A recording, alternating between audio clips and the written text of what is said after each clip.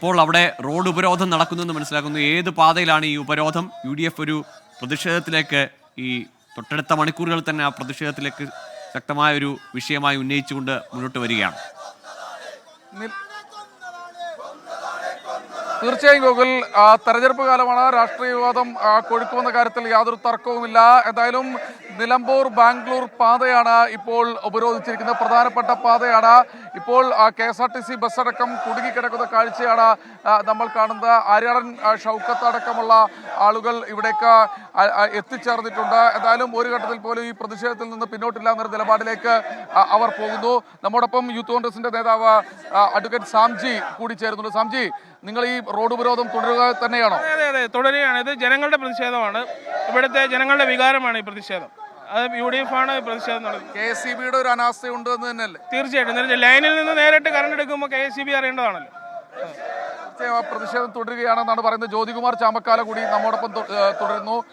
ഒരു പ്രധാനപ്പെട്ട ദിവസമാണ്, ബലിപെരുന്നാൾ ദിവസമാണ്. ഇങ്ങനെ റോഡ് ഉപരോധം നടക്കുന്നു, വലിയൊരു പ്രതിഷേധം നടക്കുന്നു. KSEBയുടെ അനാസ്ഥ എന്ന കാര്യത്തിൽ ഒരു തർക്കവുമില്ല.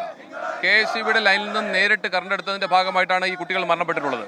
3 കുട്ടികൾ, അവർ പിഞ്ചു കുട്ടികൾ. അതിൽ മരണപ്പെട്ട കുട്ടി ജിത്തു 15 വയസ്സാണ്, 10ാം ക്ലാസ്സിൽ പഠിക്കുന്ന ഒരു കുട്ടിയാണ്.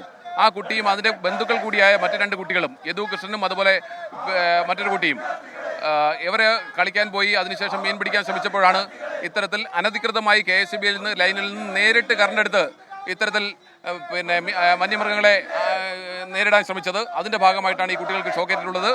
സർക്കാർ സ്പോൺസേഡ് മർഡർ ആണ് ഇതെന്ന കാര്യത്തിൽ ഒരു തർക്കവും വേണ്ട.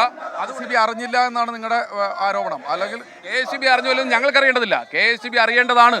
KSEBയുടെ ലൈനിൽ നിന്നും ഇത്തരത്തിൽ അനധികൃതമായി കറണ്ടെടുത്തിട്ടുണ്ടെങ്കിൽ ഇത് ഇന്നും നിലയിൽ തുടങ്ങിയതല്ല. നിരന്തരമായി എല്ലാ ദിവസങ്ങളും നടന്നു വരുന്ന ഒരു സ്ഥിതിവിശേഷമാണിത്. അപ്പോൾ അത്തരത്തിൽ KSEBയുടെ കറണ്ട്, KSEBയുടെ ലൈനിൽ നിന്ന് നേരിട്ട് കറണ്ടെടുത്ത് ഇത്തരത്തിൽ ഉപയോഗിക്കുകയും അതിന്റെ ഭാഗമായി ഒരു കുട്ടിയുടെ ജീവൻ നഷ്ടപ്പെട്ടിരിക്കുന്നു. 2 കുട്ടികൾ ആശുപത്രിയിലായിരിക്കുന്നു. പിന്നെ ഞങ്ങൾ എന്താ മിണ്ടാതിരിക്കണോ? ഈ പ്രദേശത്ത് അനിമൽ മാൻ കോൺഫ്ലിക്റ്റ് ഉണ്ട് എന്നുള്ളതൊരു യാഥാർത്ഥ്യമല്ലേ? ആ യാഥാർത്ഥ്യം നിലനിൽക്കുമ്പോൾ തന്നെ ഇത്തരത്തിലൊരു സംഭവം ഉണ്ടായാൽ ഞങ്ങൾ പ്രതികരിക്കണ്ടേ, പ്രതിഷേധിക്കണ്ടേ? ഉത്തരവാദിത്വപ്പെട്ട പ്രതിപക്ഷ പ്രസ്ഥാനം എന്ന നിലയിൽ ഞങ്ങൾ പ്രതികരിക്കും. അതിന്റെ ഭാഗമായിട്ടാണ് ഇപ്പോൾ ഈ റോഡ് ഉപരോധം നടത്തുന്നത്. തീർച്ചയായിട്ടും ഇതിൽ ഒരു പരിഹാരം ഉണ്ടാകുന്നത് വരെ ഞങ്ങൾ ശക്തമായ സമര പരിപാടികളുമായി മുന്നോട്ട് പോകുന്ന കാര്യത്തിൽ ഒരു തർക്കവും വേണ്ട.